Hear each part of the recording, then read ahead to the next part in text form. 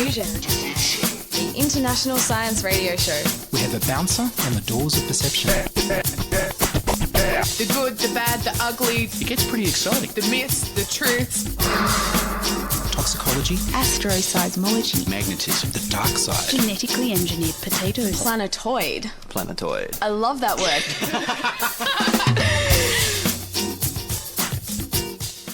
This episode was first broadcast in 2018. Hello and welcome to Diffusion. Sit back and relax while we inject weird and wonderful science directly into your dreams.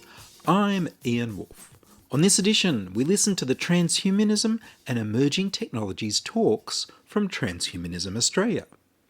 This week, you'll hear Peter Xing's overview of emerging technologies, and Meow, Ludo, Meow talk about using current technology to create real Catgirls. First up, an update on the CRISPR babies.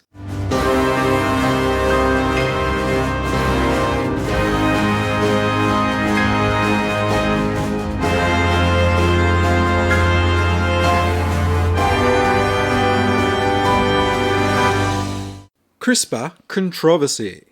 He Zhonghui was in the news last week for genetically engineering twin babies, one with an engineered immunity to HIV/AIDS. He's given his presentation at the second International Summit on Human Genome Editing in Hong Kong and answered some very hard questions from the audience. Despite the fact that he hasn't published in a peer-reviewed journal yet, most biologists now believe that he's done what he said and used CRISPR to engineer the CCR5 gene in one of the baby girls. The new gene is a copy of a gene found in 1% of Europeans that protects them from HIV infection.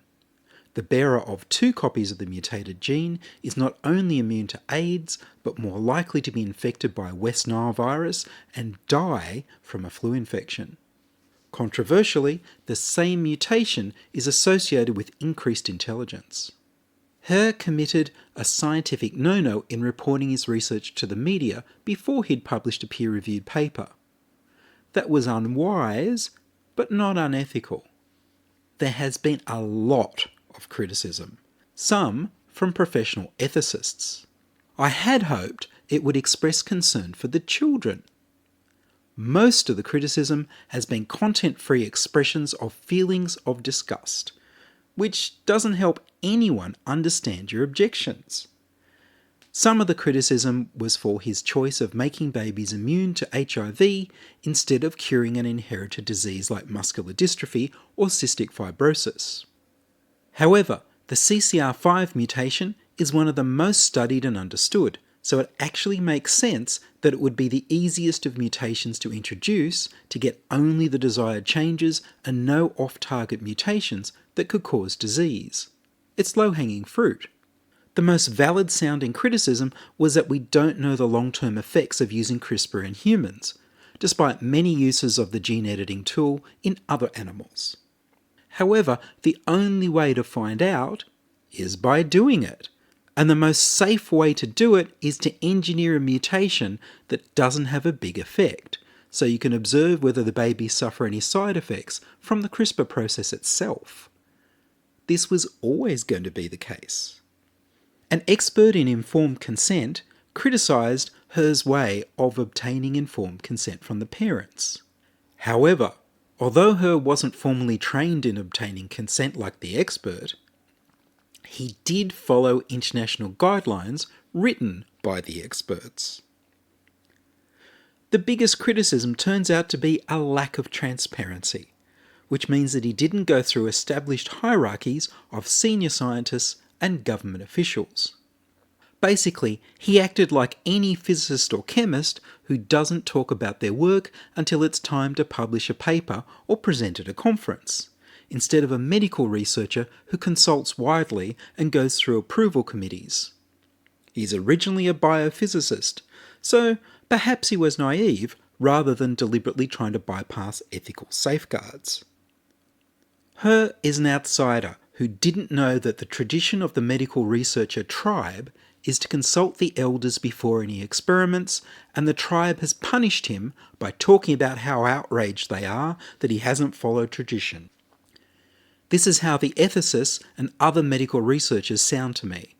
Less concerned for the welfare of the children and their descendants, but more concerned for the outrageous flouting of the traditions of the tribe by an outsider who is not trained in their customs.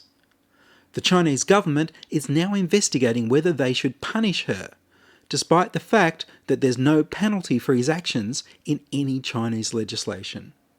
The reason is that the outrage of the Western medical researcher tribe has lost face for the Chinese tribal elders, the government and the senior scientists. If there were blonde, blue-eyed, super-intelligent Chinese CRISPR babies, I'd be much more worried. He also revealed that there's a second woman pregnant, but the other implantations have been stopped by the Chinese government. We have not heard the last of this story. I've linked the video of Her's presentation on the Diffusion episode page.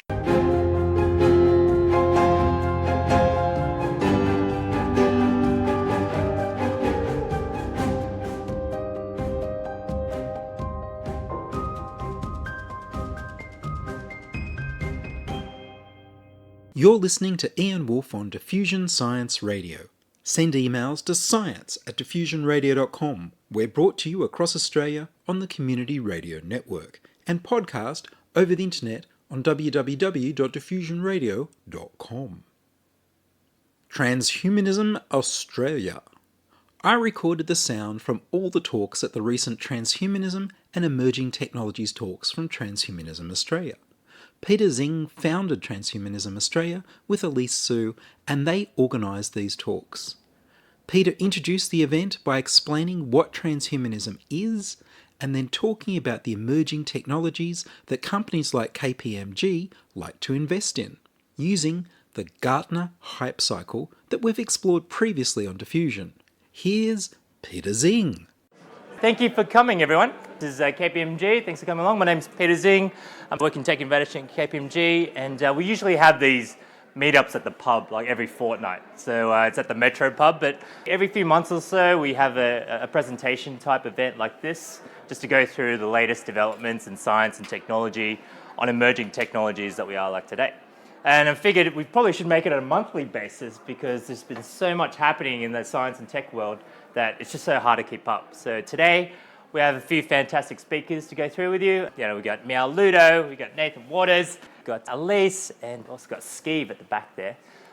Transhumanism, like what is it, right? It sounds a bit weird. So usually transhumanism, we get confused with some other movements like the LGBTI, and we're all for that. But really what it is all about, it's about transcending the limitations of our human biology through science and technology. So, this would be increasing our intelligence. So you've got the super intelligence sort of theme to it, merging ourselves with artificial intelligence or just using devices to make it smarter.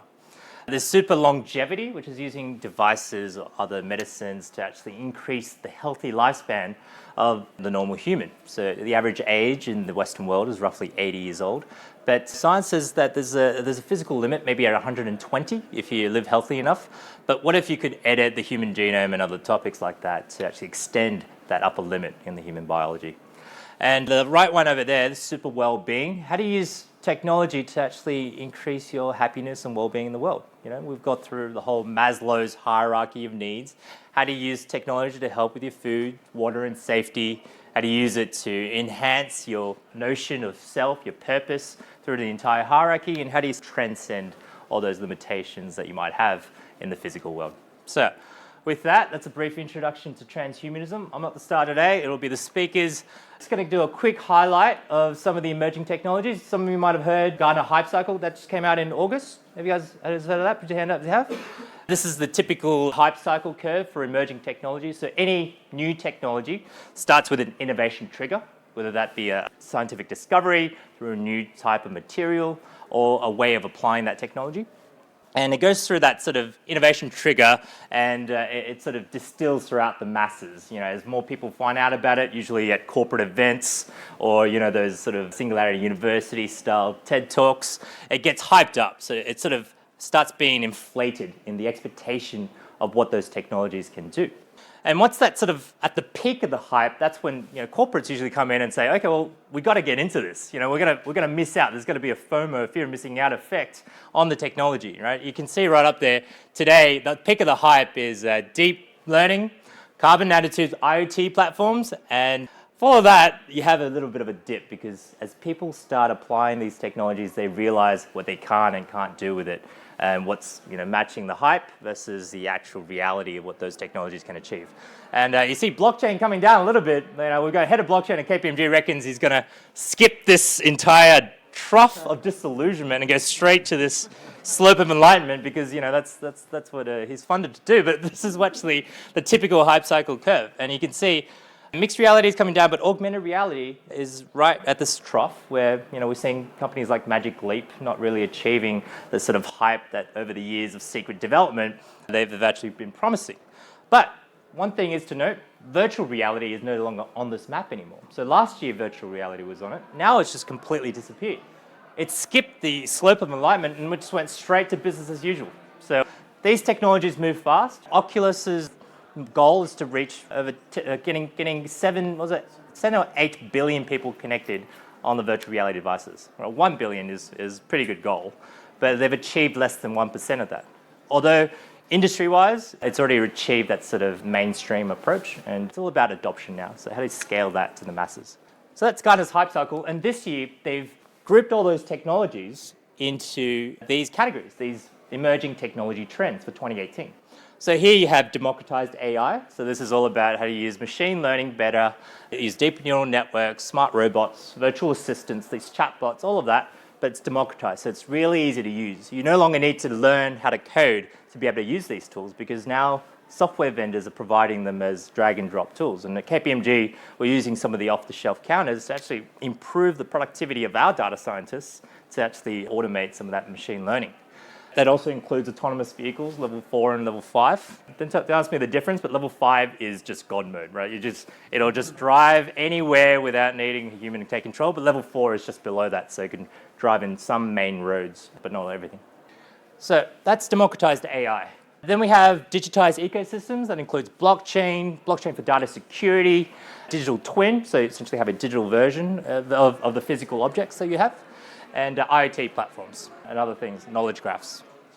What's interesting this year, though, do-it-yourself biohacking has hit the mainstream. So now, do-it-yourself biohacking is an official category on the Gartner hype cycle for 2018. And that includes biochips, biotech cultured or artificial tissue, brain-computer interfaces, exoskeletons, augmented reality, mixed reality, and smart fabrics. So corporate people are actually going to take these into account, right? They're going to start hyping up these technologies. And I think transhumanism, being sort of an emerging technology fitting within all these different areas, is actually going to ride this wave of hype, but also go through the trials of proof of concepts and actually go through that disillusionment and eventually find something that sticks, that works. The others, this group, this transparently immersive experience, that's kind of like an other group, I reckon, because it's got 4D printing, you got edge AI, so AI done at the edge, essentially being able to compute at the device level rather than having to go to the cloud. You have self-healing systems, silicon anode batteries, smart dust, smart workspaces, etc. So it's a bit of an other category, and connected homes includes. The ubiquitous infrastructure includes 5G, and that's going to be a game changer in terms of how we can actually utilize faster internet speeds to adopt things like autonomous vehicles, do avatars using robotics. There's also carbon nanotubes as a new type of material to build things like space elevators. Right, there's a sort of very, very strong material you would need to actually connect the Earth to something that's object in space. And then there's a sort of a whole suite of infrastructure that helps facilitate things like AI, neuromorphic hardware, and quantum computing. With the ubiquitous infrastructure, where does the NBN fit in? No, NBN is already, it's just stuck in the trough of disillusionment, like permanently, right? It's never coming out. That's it. I think, it's just going to fall right off the map next year, I reckon, when 5G comes out on the trials. Bringing gigabit Ethernet, though. Yeah, that's true. Yeah, gigabit Ethernet's coming out. And you got, things like nano satellites providing 5G. So it could get to a point where just... We're only, South Korea, Japan, Singapore, 10 gigs already. They've already got 10 gigs, so it's right. We're already behind. We're in the trough right here. Pretty much.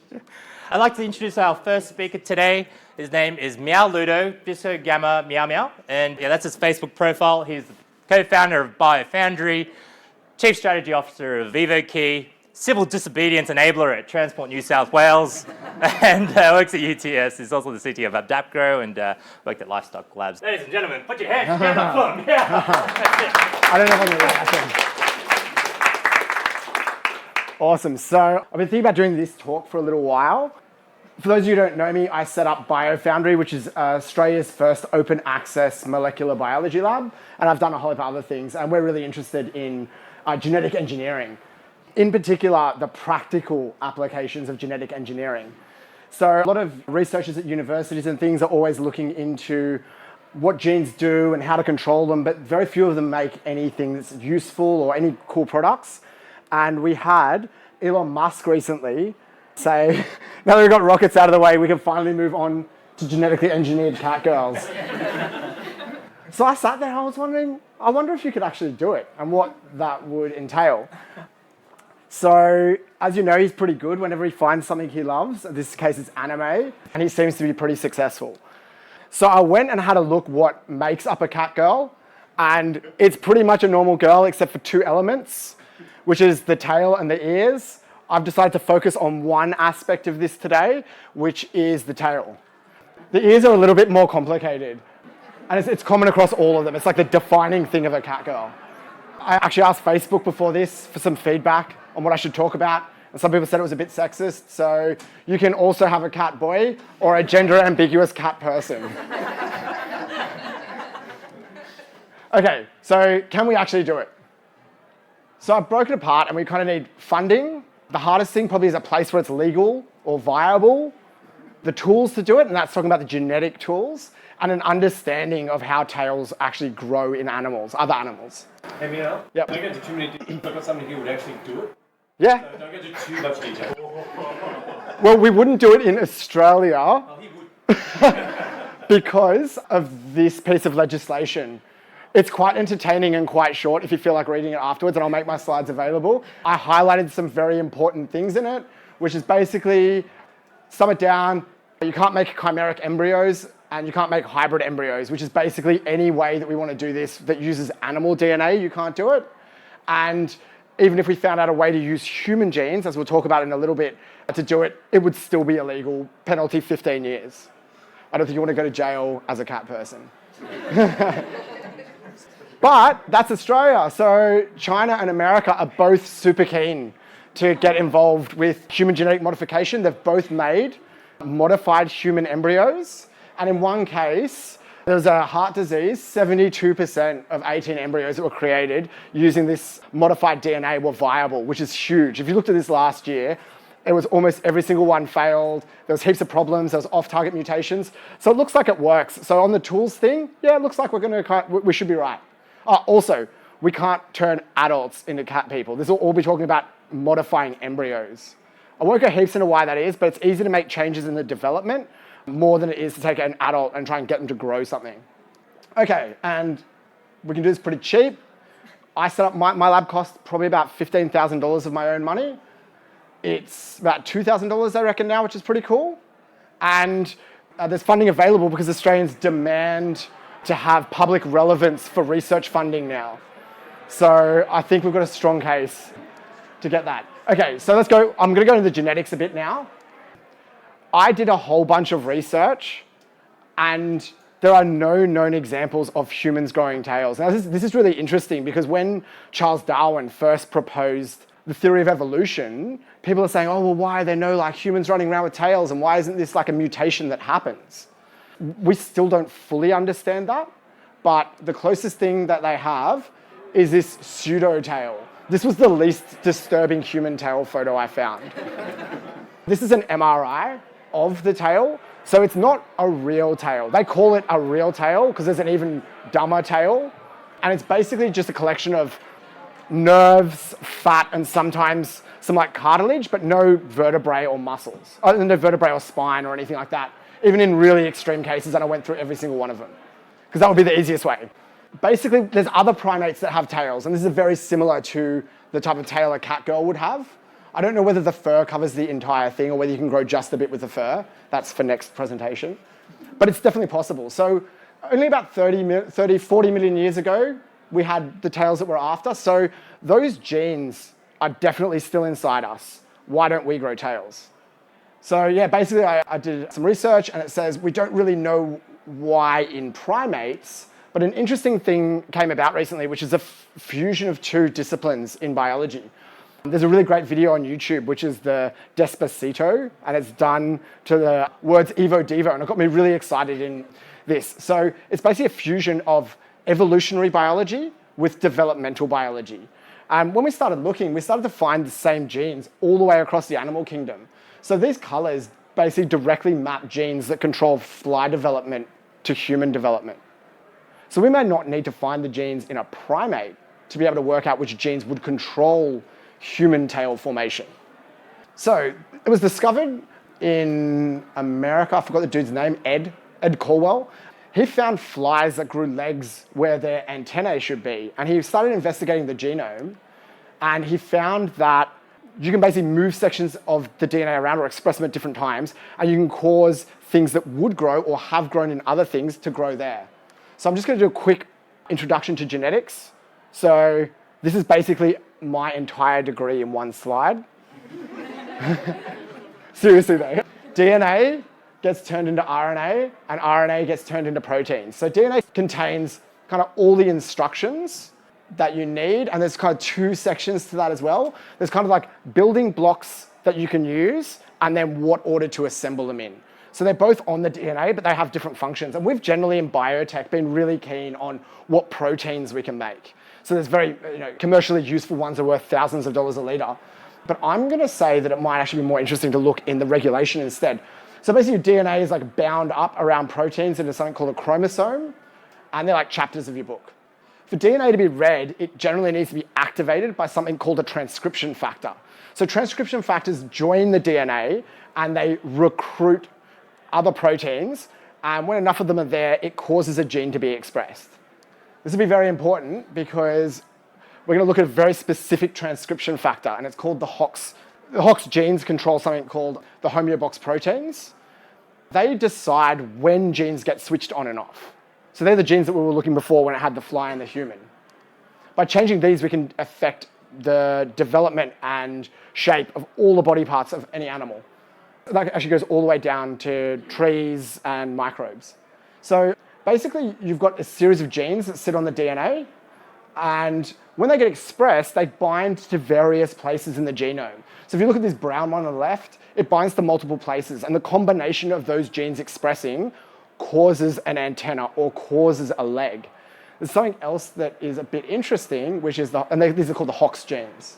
If you look at the top, that's a linear sequence of DNA representation, and then you look at the next, which is the pupa, and then the final fly at the end. The genes actually correspond to where in the animal they express. This is called collinearity. Even if we don't know where the gene is, we know where in the genome we should be looking for it. If you've reached the shoulders, you haven't gone far enough. Keep on going down. Also, just interestingly, the way that we found this, they all share a sequence of 180 base pairs. So we just went basically Control F through the genome, and anything that had that 108 base pairs was a HOX gene. Can anyone guess what function it might have? Like blocks to hops would be to host one part. Yep, so it's basically the DNA binding section. So it's basically, you've got two bits to the gene. There's this bit, the purple section, which is the DNA binding section, and then there's a region of specificity, so it can work out which genes it wants to express. Okay, so how does this help us get Catgirls? Humans have had tails when we were monkeys, so we probably have we almost definitely have the genes for it. Our coccyx is fused vertebrae, so we need to change the expression of those genes, and it should grow a tail. So our coccyx would form exactly the same way a tail does. There's a sequence of genes that initiate bud formation and then growing a vertebra. This is a mouse, and we've managed to, in a mouse, work out exactly which sections of its genome control tail development. We learned even more when we started comparing, and this is very recent, this is only a few months ago.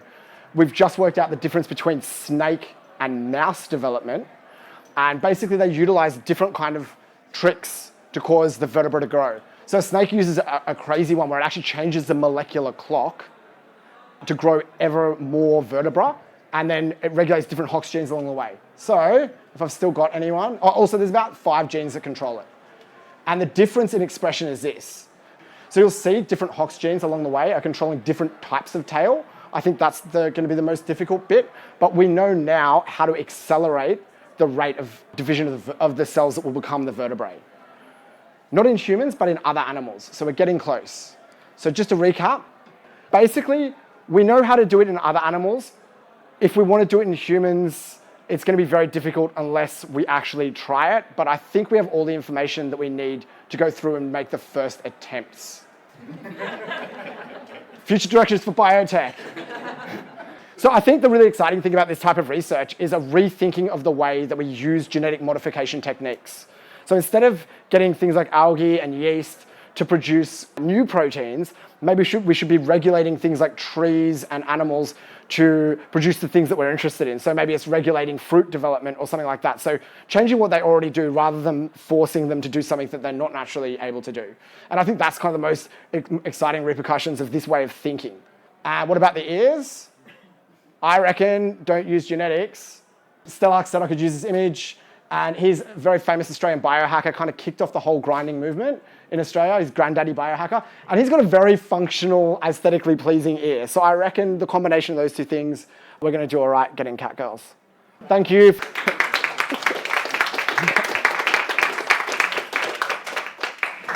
That was Peter Xing talking about emerging technologies, and Meow, Ludo, Meow, Meow talking about how to create Catgirls. Listen next time for Elise Sue on full automation and the future of work. Look on the Diffusion episode page for the video of Peter and Meow's talks at Transhumanism Australia. I'll also put a link to the Evo Devo song that Meow likes so much. 26 years. The weekend of the 15th of December 2024 will mark my 26th anniversary producing Diffusion. I went to visit the 2SER studio on the 27th floor where the Discovery Science Show was produced live on the evening of the 15th of December 1998. I joined the team and started learning. The earliest recording I have is a cassette from March 1999. I've unearthed a pile of old cassettes and I'm in the process of digitising them. I'll be playing some selected content as part of the mix on the show, and occasionally complete shows from the archives. If any of the old Discovery Diffusion team are listening and would like to chat on air about the old days, please contact me and let me know. And that's all from us this week on Diffusion. Are you a scientist, artist, biohacker or maker who'd like to be interviewed about your work? Send your contributions, opinions, helpful suggestions and donations to science@diffusionradio.com. That's science@diffusionradio.com. Please rate the show on iTunes and Spotify. Tell your friends. Follow me on Instagram, Twitter and Mastodon @Ian Woolf. The news music was Rhinos Theme by Kevin MacLeod of Incompetech.com. I produce Diffusion, which is broadcast around Australia to 28 stations on the Community Radio Network, including Tune FM at the University of Armidale in New South Wales, 2MVR in Nambucca Valley, 3MBR in the Mellie-Border districts of Victoria and South Australia, 4DDD in Dalby and the Darling Downs in Queensland, 4RPH in Brisbane, Denmark FM in Western Australia, 6GME in Goolarri in Broome, Radio Adelaide in South Australia, Lofty FM in the Adelaide Hills, 2XX FM in Canberra, City Park Radio 7LTN in Launceston, Tasmania, and Print Radio in Hobart. Diffusion is narrowcast on Indigo FM 88 in Northeast Victoria. Subscribe to the podcast on the Diffusion website, www.diffusionradio.com. That's www.diffusionradio.com, and check the website for links, photos and videos about this week's show. If you enjoyed this show, you can explore more than 1,300 previous episodes archived on diffusionradio.com, where the shows are labelled by keywords, so you can focus in on the stories you want to hear. Join my patrons at patreon.com/diffusionradio. Make a donation through paypal.me/Ian Woolf. You can also support Diffusion by buying from the Diffusion Science Etsy store. I'm Ian Woolf. Join us inside your audio device of choice for more science wondering next week on Diffusion Science Radio. Science is fun. It helps you to learn, to know, and to appreciate. When you study science, you may go on field trips. You discover the marvelous interrelationships between all living things. You learn to read the history of the Earth as it is written in rocks and fossils. You find out what makes things tick, everything from a molecule to a living organism. In the study of science is found the most useful and satisfying knowledge of man. Knowledge of his physical world, its past, its present, and its future. And in your moments of relaxation, now and in the years to come, you will find the study of science leading you into fascinating pursuits. Photography, collecting. Why study science? Study science because you will find in the study of science a richer, more rewarding life.